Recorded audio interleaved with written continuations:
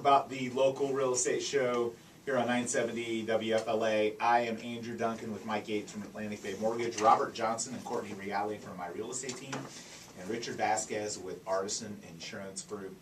And I'm going to start off the show today talking to those people out there thinking about becoming a real estate agent. There was an article that came out, a company called Wallet Hub did an article that basically ranked the best cities to be a real estate agent. And the best city in Florida, according to this article, is Tampa. Imagine that. It was ranked number 41 in the country based on job opportunity, competition rank, and real estate market health. St. Petersburg, coming in at 70, were the top two cities in Florida for being a real estate agent. So, there's good and bad with that. The good is that, we get some, youth into the real estate market, some innovation, some hungry people that they're likely going to change how real estate's sold. And, I think that's good. Anytime you have a successful real estate market, you see agent count rising. The downside is that it also invites a lot of people that don't have appropriate training, that jump into the real estate business and they take the real estate licensing course and think that teaches them how to sell real estate. It does not teach them how to sell real estate. It teaches them how to not get sued when selling real estate. So I think, a lot of you, each of you guys on the show today can probably tell some stories about what it's like working with an agent that is brand new and not properly trained or not properly educated. Mike, on the lending side, I'm sure it's excruciating when you've got somebody that hasn't gone through any kind of training program, just gets licensed and is working with a customer to buy a home and really doesn't know what they're doing. Oh yeah, it happens more than you would think actually, and one of the most frequent calls I get, especially from newer agents, is with help on how to write a contract. I've seen thousands of purchase contracts over my career, but it's still not my expertise. Right. My advice to them normally is speak with your broker, because I don't want to give them wrong bad advice, and then next thing you know, we got some sort of issue with the contract. And I think that, in and of itself, that obviously is important, some of those basic training things. But also the negotiation side of things. Robert, working with home sellers as much as you do, it's obviously an important transaction for them. When you're working with somebody that's inexperienced or brand new as a listing agent and they're the buyer agent, that can be a struggle because you're more or less attempting to pull them through to help the customer. Yeah, I mean, it's hard because I hate to bash new agents out there, but there is... I'm going to get to the good. Yeah, okay. There is a need for a lot of broker involvement with new agents. It's really hard to take somebody through the whole process when they're brand new, and I would think it's more of a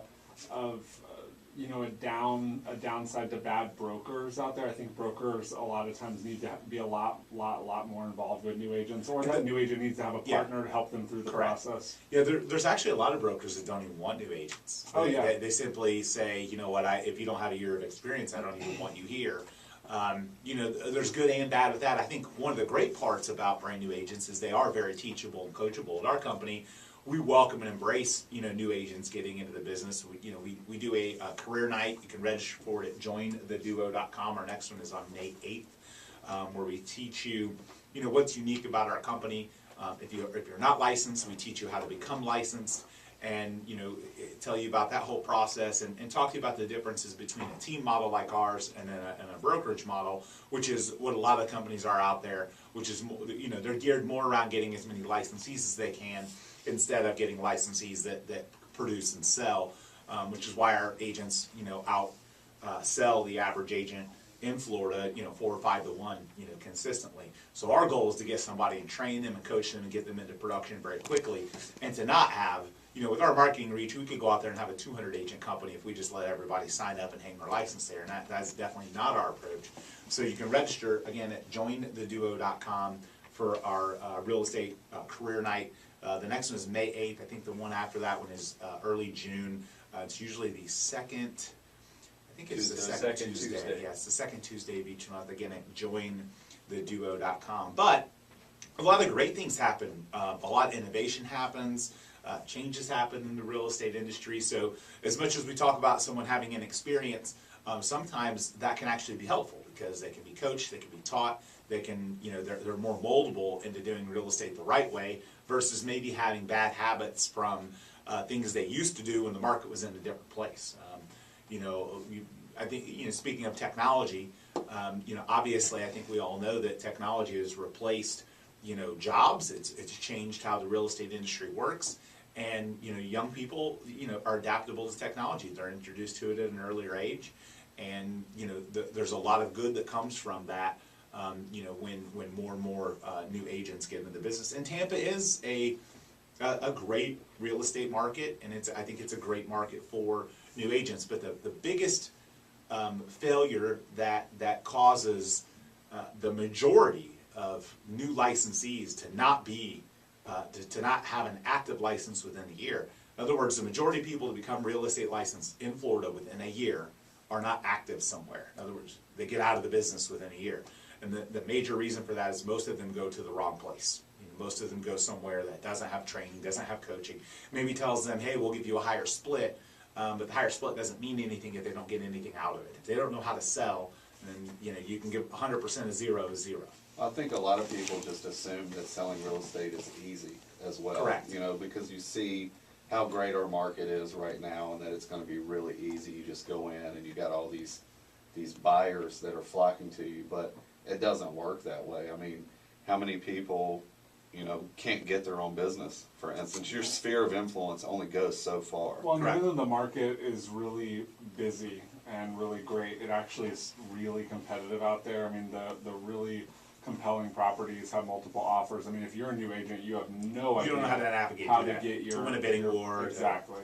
The other side of it is, the other thing to think about is if you're thinking about getting into the real estate business, a lot of your friends are too. So that sphere of influence they think you're going to penetrate, exactly. You're probably not going to, because there's going to be 2 or 3 of your other friends that are going to saturate that are going to get their license too. So if you're getting into the real estate business thinking that you're going to be successful by helping your friends and family sell homes, there's probably 2 or 3 of your cousins that are thinking the same thing. So that is not going to be what leads you to success. I personally, if I were buying a house, I wouldn't use, even if it's my best friend and they're brand new to the business, I wouldn't use them. There's some people who think that way. It's the biggest financial decision you're ever going to make. So and I want somebody with experience. Yeah, I think another thing that happens a lot, and I can speak to personal experience about this. When I first got into the business, I had friends and family members use other agents. I was brand new, I was rookie, I was with a company that people really didn't have an awareness of. They didn't do a lot of marketing or advertising. So,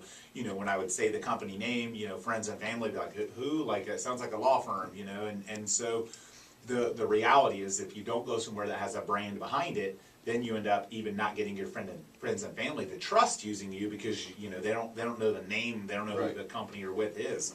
So, Tampa, great place to be a real estate agent. The key is going to the right place. And, at our company, I think one of the things that's unique about us, and, I still do a lot of the preliminary agent interviews, and I would say for every 10 people I talk to, we might, and there's a lot of resumes I look at that we don't even have conversations with them, but out of every 10 people I talk to as of late, there's one that I have interest in bringing in for interviews. And then the ones that we bring in for interviews, a lot of those we don't hire. So we're definitely not a bring everybody on board company. We're really selective about that because we want people, that fit our culture. So speaking of some other cities that are top cities for selling real estate, so if you're thinking about getting into real estate, maybe you don't want to do it here, basically your goal is to move to California because it is San Francisco, San Jose, Fremont, Oakland, and Santa Rosa are all in the top 10. Additionally, in the top 10, you got Seattle, New York City, Denver, Nashville, and surprising to me that made the list, Vancouver, Washington. So, it was interesting to see that, some of those cities that made the list, but those are the top 10 cities. And the worst city out of all the top cities in Florida was Tallahassee. So the Florida State Seminole fans out there, that's considered the worst major metro area to be a real estate agent. So if you're a really, really good agent in Tallahassee, just move to Tampa. We'd love to have you. Go to jointheduo.com and sign up for our real estate career night on May 8th. But nonetheless, it is a time when a lot of people are thinking about getting into it. I mean, I don't think I go a day without having someone, not even from the advertising or people inquiring, but I don't go a day, it seems like, without somebody asking, hey, what's it like to be a real estate agent?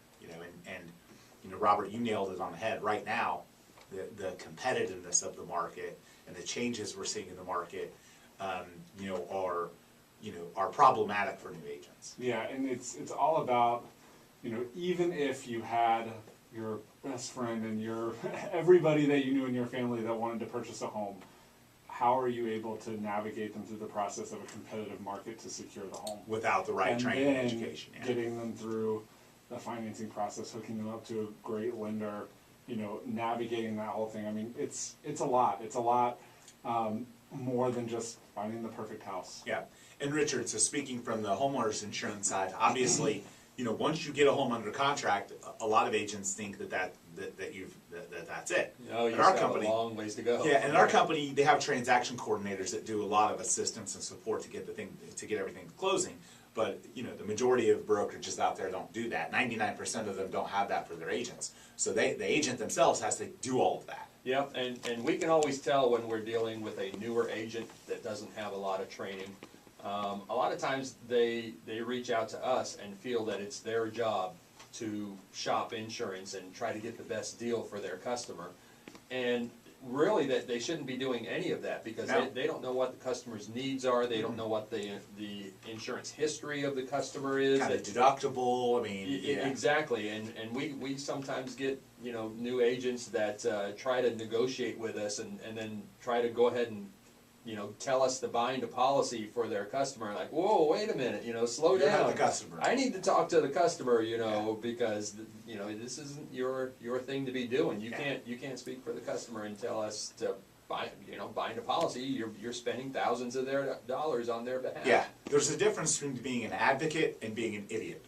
Exactly. That's basically what you described. I mean, you can be zealous in your representation for your client and cause a whole lot of liability and heartache. You may think you're doing the right thing, but in reality you're not. And if something bad were to happen on a policy that they took the reins on, well, guess who's liable if it all doesn't work out the way the customer wanted? Yeah, exactly. So you got to be real careful about that. And I think again, so if you are thinking about a real estate career, our career night is no pressure. We're not attempting to sign people up at the career night. It's simply a 1-hour educational thing. We do it in both Tampa and in our Sarasota office. Please register at jointheduo.com. Again, that is jointheduo.com. You can learn about our team. You can see testimonials from agents that work for us and register for our May 8th career night. We'll be back continuing the conversation after a quick break here on 970 WFLA.